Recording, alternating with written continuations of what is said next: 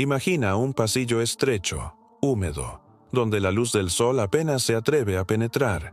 El aire huele a aceite rancio y a incienso barato, mezclado con un rastro persistente de sudor y miedo. Al final, un atrio con columnas talladas en mármol, y sobre él, un trono vacío que parece esperar a su ocupante como un depredador paciente. Esta no es una sala de recepción común. Es el corazón oscuro del poder de Roma, un lugar donde la obediencia no se negocia y la crueldad se disfraza de juego. Estamos en el palacio de un emperador de nombre temido en toda la ciudad, Calígula. Sí, el mismo que convirtió su extravagancia en ley y su sadismo en espectáculo. Allí, en esa sala apenas iluminada, se encontraba Julia Livilla, sobrina de Calígula, apenas una joven de 18 años, elegida para cumplir con un ritual que ninguno de los historiadores se atrevería a describir sin estremecerse. Frente a ella, un objeto extraño, un instrumento de tortura sexual que, según los testimonios de Suetonio y Dion Casio, había sido diseñado para humillar, dominar y quebrar la voluntad de las concubinas imperiales. No era solo un dispositivo físico, era un mensaje. Cada curva, cada borde metálico, estaba pensado para recordar que la libertad no existía en Roma si estabas bajo la mirada del César. El silencio se rompió con un clic metálico. Julia supo que el juego había comenzado. No había guardias presentes, pero el eco de sus pasos imaginarios la seguía. Cada movimiento del instrumento era preciso, cruel, casi mecánico, y la risa apagada del emperador resonaba en algún lugar detrás de los muros, aunque él no estaba allí físicamente. El poder de Roma podía sentirse incluso en la ausencia, y este objeto, este instrumento prohibido, era la encarnación de esa autoridad invisible pero omnipresente. Imagínalo, el frío del mármol bajo los pies descalzos, el toque metálico del instrumento en la piel temblorosa, el aroma del aceite y la cera mezclándose con un perfume dulce que Julia había usado para agradar al César. Cada segundo era una lección. Obedecer, sufrir, callar. Este no era un castigo por crimen, era un recordatorio de quién mandaba y de cuán absolutas eran sus decisiones. La historia, por cruel que parezca, nos muestra que este tipo de humillación era un privilegio disfrazado de terror, reservado solo para aquellos que habitaban el corazón del poder. Ahora, mientras observamos esta escena, podemos reflexionar sobre la naturaleza de la autoridad y el miedo en Roma. Pero antes de avanzar, te invito a suscribirte para no perder detalle de cómo funcionaban estos rituales de obediencia, y cómo las sombras de la lujuria y el poder marcaban la vida de quienes estaban atrapados en este mundo. Porque lo que estás a punto de descubrir no es un cuento de ficción, es la historia más cruda del Imperio Romano, y su eco aún nos interpela hoy. El instrumento se llamaba, según las crónicas de Suetonio, la Scurra Imperi, una especie de artilugio metálico que combinaba ingenio mecánico con una crueldad refinada. Tenía ruedas dentadas, correas de cuero y placas de bronce pulido, frías al tacto, que se ajustaban al cuerpo de la víctima con precisión quirúrgica. La función era doble: infligir dolor físico y, sobre todo, quebrar la mente. Cada movimiento del mecanismo producía un crujido metálico que resonaba por toda la sala, como si la piedra misma del palacio murmurara complicidad con la tortura. La joven, amarrada con delicadeza ritual pero sin concesiones, sentía cada presión del aparato como un recordatorio de que la humillación no tenía límites y que la obediencia era la moneda más valiosa ante un emperador. No es exagerado imaginar que el sonido del mecanismo podía ser tan terrorífico como su efecto físico. Cada giro, cada palanca, estaba calibrado para que el cuerpo se sometiera sin romperse del todo. El objetivo no era la muerte inmediata, sino la deformación del espíritu. El aroma metálico del instrumento, mezclado con la fragancia de aceites y ungüentos que Julia había usado para agradar a Calígula, creaba un contraste grotesco, belleza y sufrimiento entrelazados, como si la estética del poder necesitara su propia ironía. Los testigos, invisibles desde las galerías superiores, percibían cada crujido, cada respiración entrecortada, y se preguntaban si aquello era castigo divino o un capricho del César. Era un espectáculo de control absoluto. El emperador había aprendido de su infancia en las sombras del Palatino que el miedo era un maestro más efectivo que la violencia directa. Julia, consciente de que su vida dependía de la precisión de cada movimiento, luchaba por mantener la compostura. Sin embargo, cada ajuste de las correas, cada presión de los tornillos, era una lección sobre la naturaleza de la dominación. No hay ley que valga, no hay piedad que se espere. El instrumento no era solo un objeto, era un símbolo, un recordatorio metálico de que la voluntad del César estaba por encima de la carne y del alma. Se dice que algunos guardias, acostumbrados al horror, a veces intercambiaban miradas entre ellos, preguntándose en silencio si algún dios intervendría. ¿Era esto un castigo que merecía Julia por algún pecado? ¿O era simplemente la manifestación más refinada del ego de un hombre acostumbrado a jugar con vidas humanas como con piezas de tablero? La respuesta quedaba suspendida en el aire, mientras el sonido del aparato y los murmullos del mármol convertían la sala en un escenario donde la historia, la psicología y la crueldad se mezclaban en una sinfonía de temor. El eco de aquellos momentos nos deja una pregunta inevitable. ¿Dónde termina la justicia y comienza la perversión? ¿Debía Julia haber sido perdonada por los dioses? ¿O su humillación era simplemente el precio de existir bajo la sombra de un emperador caprichoso?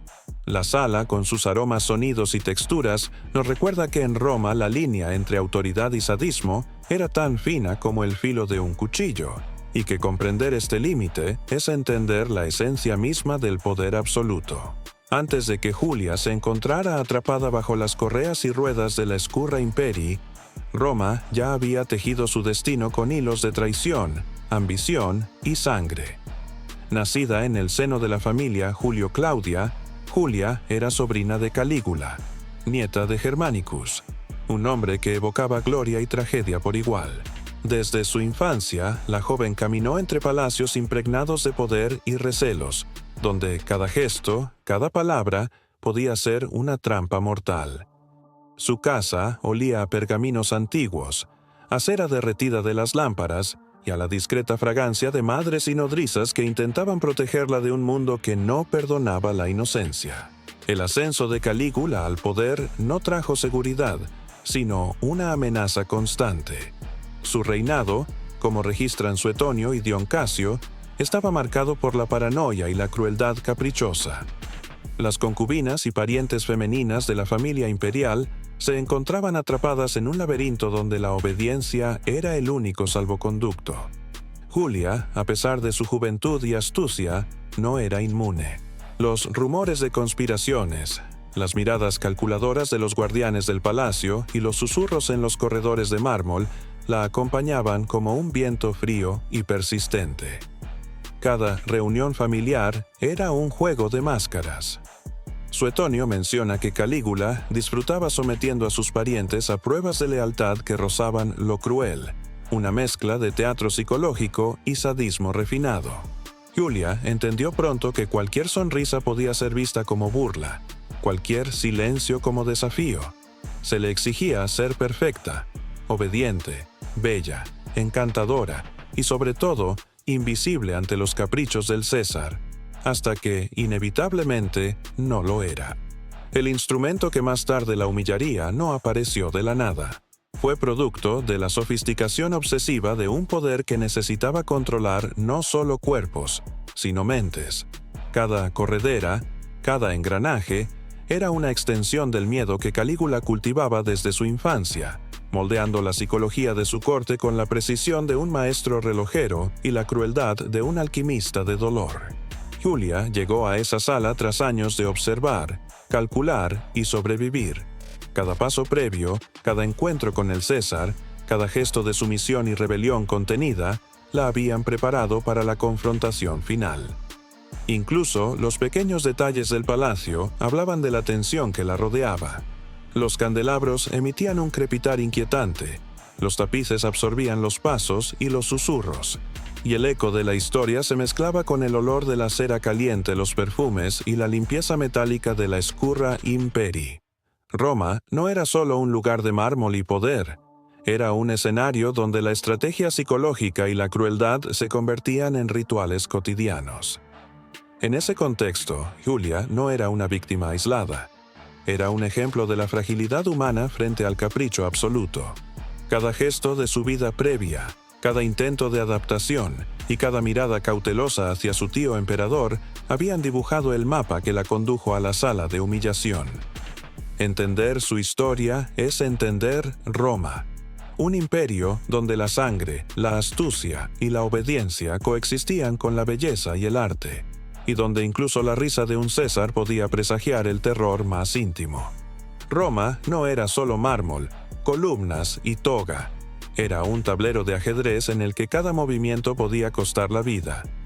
Julia Livilla, joven de noble cuna, había aprendido esto antes de conocer el frío del instrumento prohibido. Su linaje, aunque glorioso, la colocaba en el centro de una red de ambiciones familiares tan afiladas como los cuchillos de los sicarios del Palatino. Su madre, Agripina la Mayor, había sembrado en sus hijos un sentido de orgullo casi mortal. Su tío Calígula, por otra parte, veía a cada pariente femenino no como familia, sino como pieza de su espectáculo de poder. El Senado, siempre atento y siempre temeroso, conocía los caprichos del César, y los patricios, con sus túnicas blancas y rostros calculadores, murmuraban en las galerías sobre la inevitable caída de cualquiera que osara desafiar al poder. Julia, aunque joven y astuta, estaba atrapada entre dos mundos, el de la obediencia absoluta y el de la supervivencia política. Cada mirada de su tío era un enigma. Cada gesto, un recordatorio de que en Roma, la sangre podía ser tan peligrosa como el acero. La selección de Julia para enfrentarse al instrumento no fue caprichosa. Historias de intriga familiar, susurros de conspiraciones menores y la insistencia de Calígula en demostrar que controlaba no solo imperios, sino cuerpos, la habían señalado. Suetonio y Dion Casio relatan cómo Calígula disfrutaba poniendo a prueba a sus parientes, seleccionando a las jóvenes más brillantes, hermosas o astutas, no por pecado, sino por la perversión de su poder. Los consejeros del César se movían en sombras, calculando qué acto de humillación consolidaría la autoridad del emperador y enviaría el mensaje adecuado al resto de Roma. El control absoluto es posible, y desafiarlo es impensable.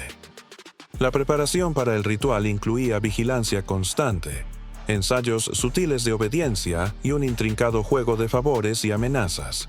Julia aprendió a leer los gestos de los sirvientes, a anticipar las órdenes antes de que fueran pronunciadas, y a mantener su compostura mientras el miedo se filtraba en cada poro de su piel. La política del palacio se respiraba en el aire. El aroma a aceite y a incienso no solo enmascaraba la humedad, sino que recordaba que incluso los placeres más refinados podían convertirse en instrumentos de opresión. Cada miembro de la familia Julio Claudia tenía un papel en este juego. Los primos competían en silencio por la atención del César, las hermanas eran evaluadas por su capacidad de agradar y someter, y Julia se convirtió en el ejemplo perfecto de cómo la ambición, la belleza y la sangre podían ser convertidas en armas de humillación. Su destino no fue casualidad, fue la culminación de años de intriga, donde la voluntad del César se convirtió en ley absoluta, y cualquier error se pagaba con el terror más refinado. En medio de este entramado, la joven no era solo un sujeto pasivo. Era una pieza que debía entender las reglas, anticipar el peligro y soportar lo inevitable. El instrumento, las correas, las ruedas metálicas y los engranajes no eran el inicio de su sufrimiento, sino su ejecución final.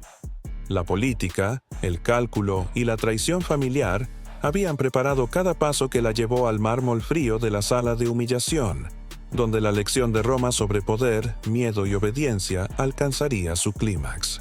En la sala, bajo la fría mirada invisible de Calígula, Julia Livilla comprendió que su salvación no residía en la fuerza física, sino en la agudeza de su mente. Cada giro de la Scurra Imperi Cada presión metálica era un recordatorio de que Roma no toleraba debilidades. El dolor físico podía ser soportado, pero el quebrantamiento psicológico era la verdadera trampa mortal. Desde ese momento, Julia empezó un juego silencioso.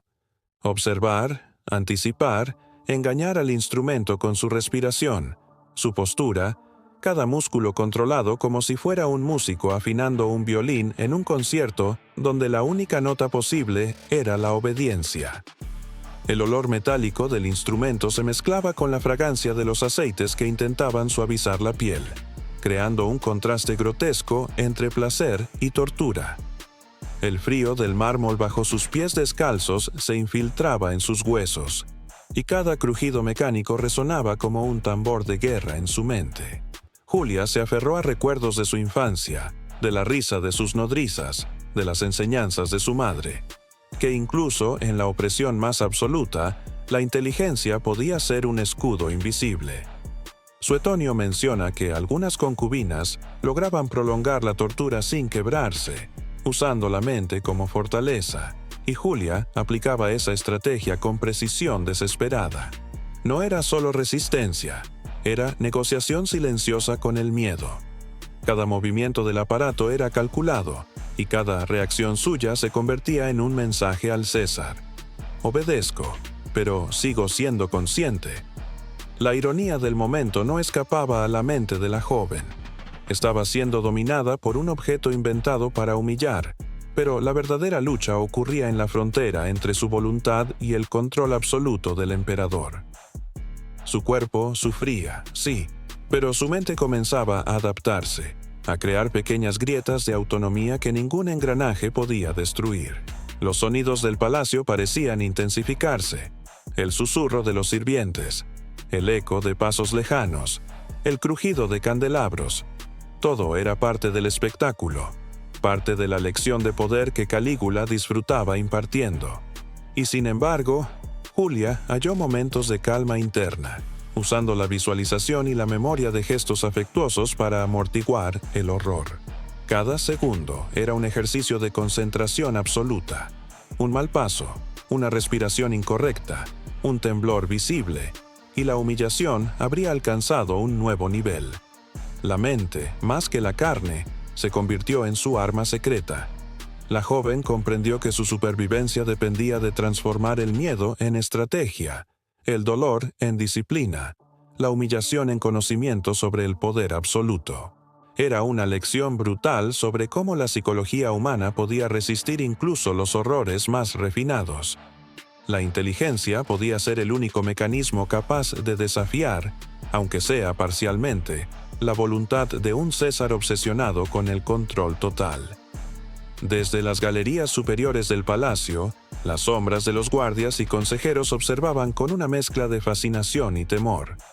Roma enseñaba que el poder absoluto debía ser tanto admirado como temido, y en aquella sala, cada gesto de Julia Livilla se convertía en lección para todos los presentes. Los ojos de los sirvientes brillaban con el reflejo metálico del instrumento.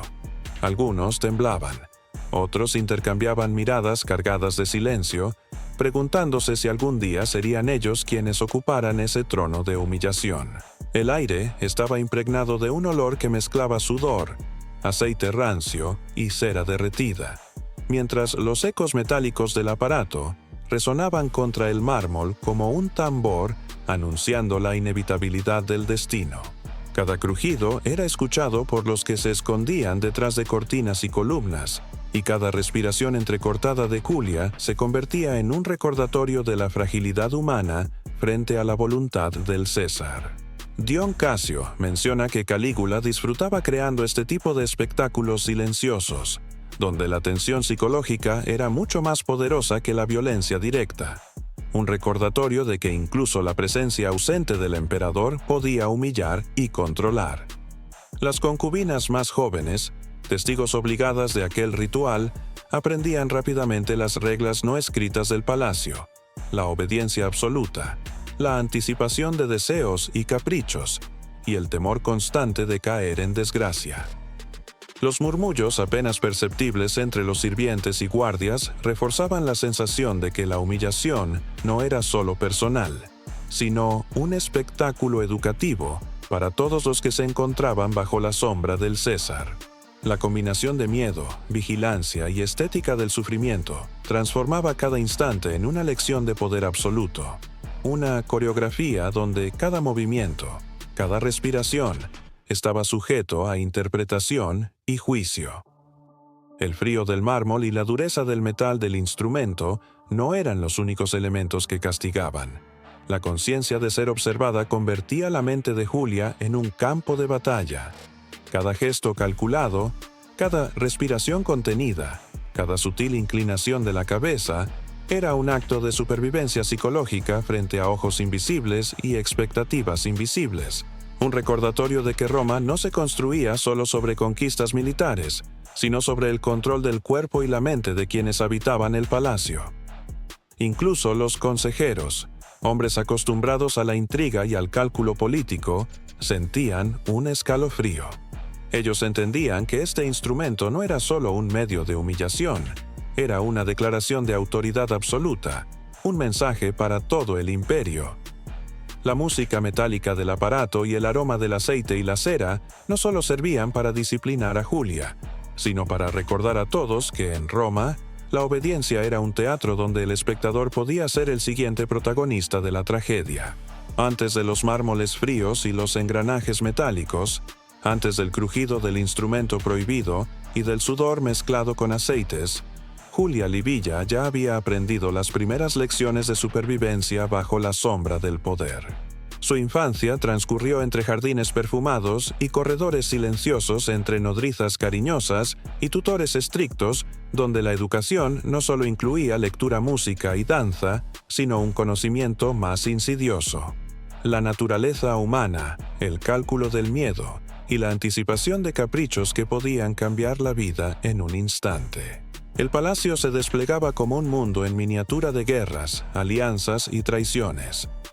Cada conversación escuchada a escondidas, cada gesto de ira o favoritismo de sus parientes adultos, era un aviso de que la obediencia y la astucia podían salvar o condenar. Suetonio relata que la familia Julio Claudia estaba obsesionada con la lealtad y la vigilancia constante, y Julia absorbió esas enseñanzas como si fueran aire mismo. Cada mirada, cada sonrisa, cada susurro se convertía en información valiosa para navegar el laberinto del poder. Los juegos de la infancia eran, en secreto, ensayos de diplomacia y control. Aprendió a medir sus palabras con precisión casi quirúrgica, a observar el lenguaje corporal de sus mayores y a prever reacciones antes de que ocurrieran. Incluso las reprimendas de su madre, aunque motivadas por afecto, le enseñaban a contener emociones, a calcular consecuencias, a ocultar el miedo y disfrazarlo con serenidad. El aroma de los jardines y el sonido del agua en las fuentes eran su refugio temporal, un mundo donde la naturaleza contrastaba con la crueldad que inevitablemente la esperaba en los pasillos de mármol. Sin embargo, estas lecciones tempranas no eran inocentes, eran la preparación para lo inevitable. El poder absoluto de Roma no se imponía solo a través del látigo o del instrumento prohibido, sino mediante una educación silenciosa en el temor y la sumisión. Cada acción que Julia ejecutaba durante su juventud era un ensayo de supervivencia. Aprender a sonreír cuando la ira estaba cerca, a mantenerse firme cuando la injusticia era evidente, a ocultar vulnerabilidad frente a ojos que nunca perdonan. El palacio, con sus aromas, texturas y sonidos, se convirtió en un laboratorio de aprendizaje forzado. Las velas crepitaban, los tapices absorbían los murmullos, y los mármoles fríos enseñaban lecciones de paciencia y resistencia.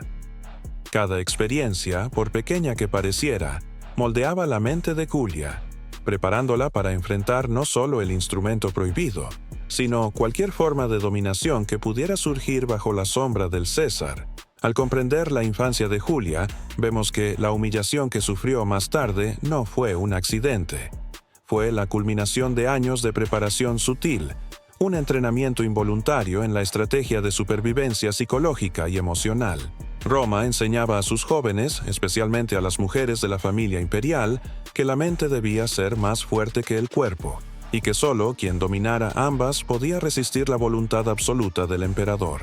El palacio no era solo la residencia del César, era un ecosistema vivo, lleno de tensiones, alianzas secretas y traiciones silenciosas. Las concubinas de la familia imperial, aunque jóvenes y hermosas, vivían atrapadas en una lucha constante por favor, reconocimiento y supervivencia. Cada sonrisa, cada mirada, cada gesto de sumisión era evaluado, comparado y juzgado. Julia Livilla aprendió rápidamente que la verdadera amenaza no solo provenía del emperador, sino de quienes compartían su mundo. Sirvientes, consejeros y otras jóvenes atrapadas en la misma red de poder absoluto. El aroma de los ungüentos y perfumes que llenaban las estancias tenía un doble propósito: enmascarar los olores de la tensión y la vigilancia, y recordar a las concubinas que la apariencia más que la fuerza podía decidir su destino. Los tapices absorbían susurros y secretos, mientras los candelabros proyectaban sombras inquietantes que parecían moverse con vida propia. Julia se dio cuenta de que cada acción, incluso la más mínima, era un mensaje. Una palabra mal colocada podía despertar celos.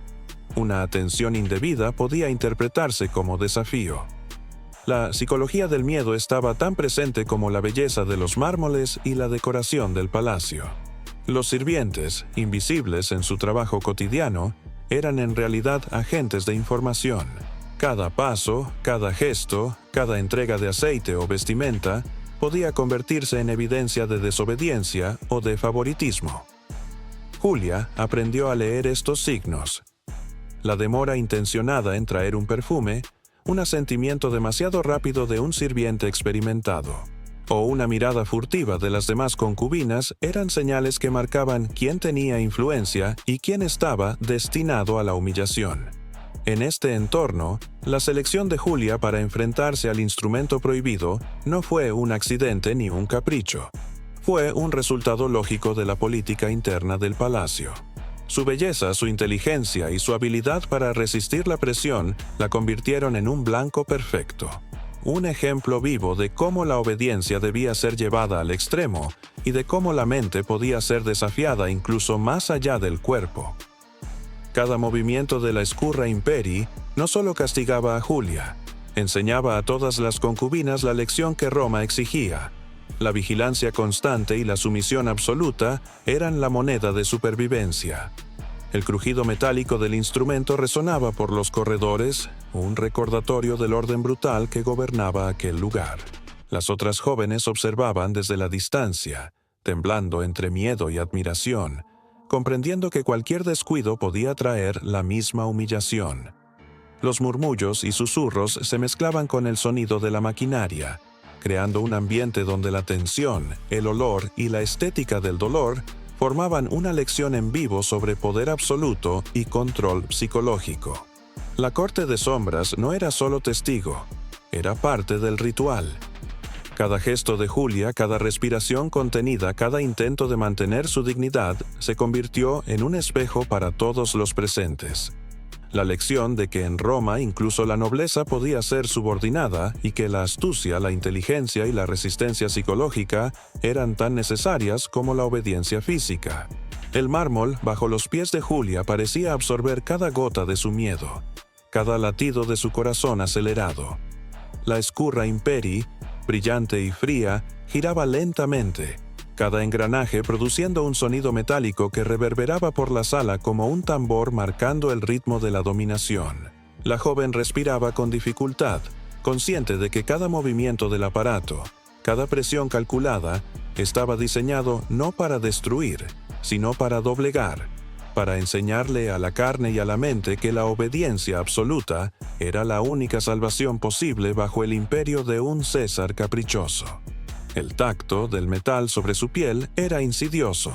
No había cortes profundos ni marcas inmediatas, pero la presión y la fricción eran suficientes para recordarle que la humillación podía ser tan cruel como cualquier golpe. El olor a aceite, antes relajante, ahora se mezclaba con el sudor y la ansiedad, formando un aroma pesado que parecía llenar cada rincón de la sala. Julia entendió que la verdadera tortura no estaba en la carne, estaba en la conciencia constante de estar bajo vigilancia, en la sensación de que cada segundo de resistencia era observado, evaluado y medido por ojos invisibles. Los ecos metálicos de la maquinaria se combinaban con el silencio expectante de las concubinas y sirvientes. Cada respiración contenida de Julia era un acto de desafío, cada movimiento controlado, un recordatorio de que, aunque su cuerpo podía ser dominado, su mente todavía podía resistir. La ironía del momento era clara. Un objeto diseñado para humillar se enfrentaba a una mente que había aprendido a transformarlo en lección de resistencia. El miedo y la vergüenza se entrelazaban con la disciplina y la estrategia, creando un ballet macabro donde la sumisión era solo un disfraz para la inteligencia en acción. Julia visualizó cada detalle, cada engranaje, cada corredera de cuero, y utilizó esa concentración como un escudo. Su respiración se volvió medida, su postura impecable, su expresión casi serena, como si el palacio mismo pudiera confundir su calma con complacencia. Pero en su interior, cada latido era un desafío silencioso. Resistir, comprender, aprender. La Escurra Imperi cumplía su función física, pero no lograba quebrantar del todo la voluntad que la historia y la astucia le habían enseñado a cultivar. Los observadores del palacio, testigos de aquel clímax, comprendieron la lección implícita. El poder absoluto puede humillar y dominar, pero la mente humana posee un refugio que ningún engranaje, por ingenioso o cruel que sea, puede penetrar completamente. El ritual alcanzó su apogeo, un momento donde el dolor, el miedo y la vigilancia se unieron para enseñar, aterrorizar y marcar la vida de Julia de manera indeleble. Cada eco metálico, cada aroma de aceite mezclado con sudor, cada sombra proyectada por las candelas creaba un escenario de tensión máxima, donde la historia de Roma, la psicología del miedo y la resistencia personal se entrelazaban en una coreografía brutal y perfecta. Cuando el eco metálico del instrumento finalmente se apagó, Julia Livilla permaneció en la misma posición, consciente de que su cuerpo había resistido, pero que la mente había absorbido cada lección de terror y obediencia. El silencio que siguió era casi más aterrador que los crujidos de la Escurra Imperi. Un silencio lleno de juicios invisibles, de ojos que habían evaluado su resistencia y que ahora medían su valor como subordinada al poder absoluto. Los murmullos de las otras concubinas, mezclados con los pasos de los guardias y el susurro de los sirvientes, creaban una atmósfera cargada de respeto temeroso y de admiración silenciosa. El palacio, con sus mármoles fríos y sus tapices absorbentes, parecía respirar con Julia. Cada rincón del lugar conservaba la memoria del ritual, el aroma de aceites, la humedad de la tensión, el eco de los engranajes y el temblor de la carne. Los testigos entendieron que aquello no había sido solo una humillación, había sido una lección de política, de estrategia y de poder. Cada mirada calculada, cada gesto contenida, se convirtió en ejemplo para todos los presentes. El poder no se ejerce solo con violencia, sino con la capacidad de mostrar quién domina incluso sin estar físicamente presente. Julia, aunque exhausta, comprendió que había ganado algo más que sobrevivir. Había aprendido a navegar las corrientes invisibles de la corte imperial, a leer los signos de lealtad y traición y a sostener su mente en el centro del terror. Su cuerpo había soportado el dolor físico, pero su inteligencia y su resistencia psicológica habían emergido intactas, casi como un acto de desafío silencioso hacia un emperador acostumbrado a someter todo lo que lo rodeaba. La Escurra Imperi seguía allí, brillante y fría, un recordatorio de que el poder puede ser refinado, cruel y teatral, pero que la mente humana posee un refugio que ninguna máquina, por ingeniosa que sea, puede penetrar completamente. El impacto del ritual se extendió más allá de la sala. Reforzó la autoridad del César, consolidó la sumisión de las concubinas y dejó lecciones indelebles para toda la familia Julio-Claudia. Los ecos del miedo y la obediencia se mezclaban con la admiración contenida, la inteligencia silenciosa y la estrategia de supervivencia que Julia había aprendido.